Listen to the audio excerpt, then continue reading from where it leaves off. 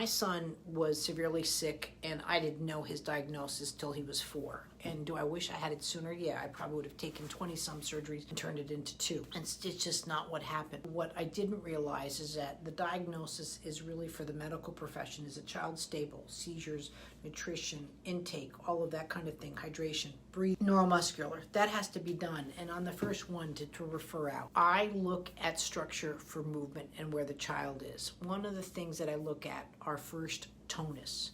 You know, when I'm touching someone, I want tonus. Another thing that I look for, especially when I'm going into the spine, I want to make sure that the buoyancy is there, or what we refer to as the push-pull milestones, meaning that if I go in, will they come back out? You know, think more like, again, I'm showing my age, the Pillsbury Doughboy, where you're going, or you're testing bread to see if it's ready, right? That kind of thing, and it comes back. But again, one of the biggest problems, let's say with cerebral palsy, it's not that that's hypertonic, the high tone, but the push-pull milestones are not there. The ability to go between active and passive muscles are just not there. So that's why later on, when a child with CP, even just to press a door open, the door wins. And any kind of those bounces. But you also see that with autism. One of the things with autism, and I posted this video so many times, I love it, where these babies are meeting each other, pubic bone strike, and they're just belly out, and that's how they hug first. They do the belly strike and they come around. And children with autism as well. That's not a concept that they go to.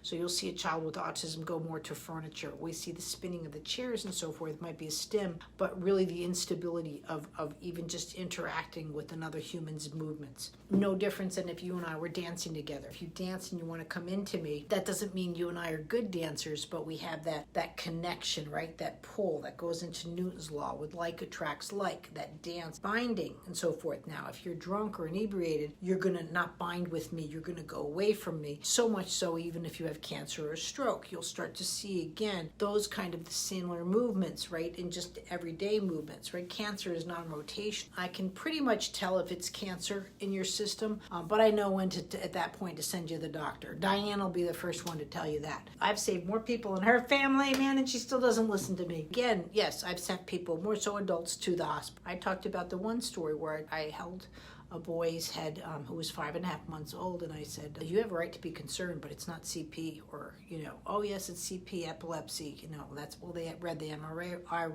wrong, and, you know, I talked about him. He had his brain surgery not too long ago. It was a massive tumor. I caught the tumor at 5.5 months old, but they didn't catch it till he was 2. They misread the MRI and said he had a stroke in utero, and it really was an encysted tumor. I go by the way the system responds to my touch is one of the first things. There's a great video that I have with Malachi, a little boy with SMA. First 43 seconds of that video, he was unresponsive. There was no difference in me touching this table than touching this child. So again, then I look at the mathematics. All of a sudden I know when they're into the system, because I get these kind of points that I just talked about. By the end of the conversation, he's picking up beads and so forth. The mathematics that someone can respond is what I also look at when I start offering the child information. And also too, just because they're not doing typical movements like their hands and so forth on what I'm looking for, are they doing it with their feet? Like Vince, who is here, he's got great feet. So he had a problem getting his hands to go, so he went with the feet. So again, I've got a little munchkin that's a problem solver, okay? Then I'm not too concerned that he's cognitively impaired that way. So there's other things that I look for. Just because you're not moving efficiently, even you and I,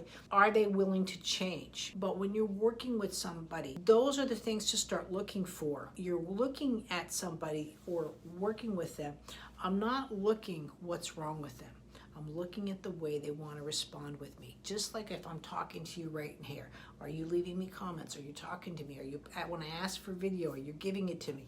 No difference in social IQ, right? Your body has a way of talking, and that it's there. And that's what you have to draw out with your child. It starts by one video, but that's how you get started. Thanks.